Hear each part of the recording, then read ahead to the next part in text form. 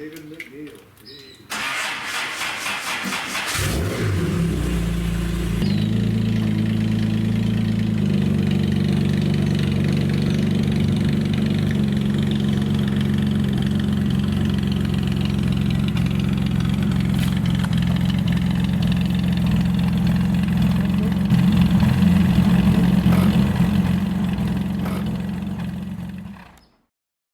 Well, Lindsay, what we have here is a very late Series 1 covered headlight Jaguar XKE roadster, known as an OTS open two-seater.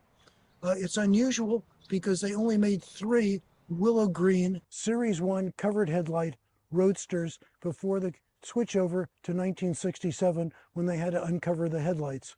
So it's a very unusual car, and it turned out that after I got it, I couldn't understand it because I was always doing 4,000 RPM on the highway. Well, it turns out that I read a very interesting article that said that there was the star of the 1967 Geneva Auto Show was a willow green and black E-Type Roadster. Well, there was no record there was ever a willow green and black combination for Jaguars in 1966 or at any time before that. So I called up Coventry that had still had the archive department, and I asked about it, and I gave him the numbers, and the guy said, "God, we've been looking all over for the car. Where did you get it?"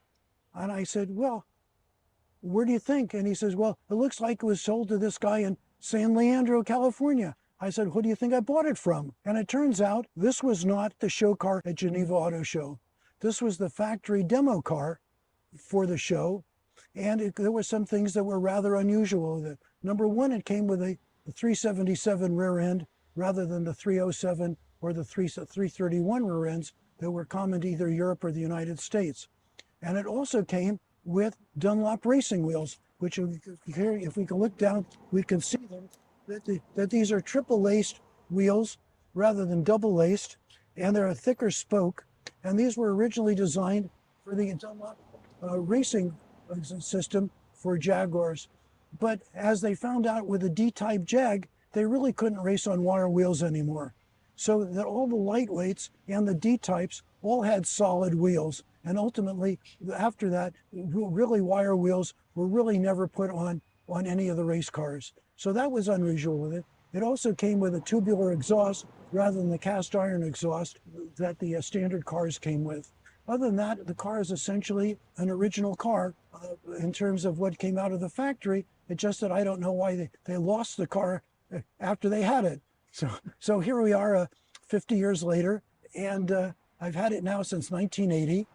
I've got 160,000 miles on it. At 133,000, I redid the engine and put in a JT5 transmission. And I also had the car converted early on, right after about 81 or 82, I had a 307 from Europe sent over for the rear end. So now at the 3,000 RPM and fifth, I'm doing 100 miles an hour. The interior is all original, and it was repainted originally color about 83 or 84 because there were a couple of imperfections on the hood. And other than that, the car is essentially original. As I put a pad underneath here to fill it out. Otherwise it looks like a cheap addition.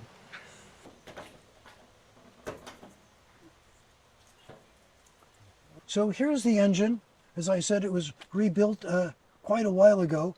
I've got about 25,000 miles since the rebuild on it, except I changed the tubular exhaust that it had to stainless steel ones. But it's the original radiator.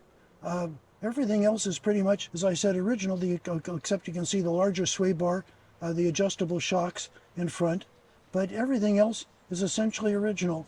The only thing I did on the rebuild is I put slightly richer needles in the carburetors to accommodate the new gas. But other than that, the car has been absolutely exceptional in terms of the way it's handled and the way it's maintained itself. So that's kind of it. It's just for all the years that I've had it, it's been essentially trouble-free. It's just been I've got the original 4-speed in a box in back. But that's essentially it. It doesn't rumble, it doesn't groan, and it doesn't rattle.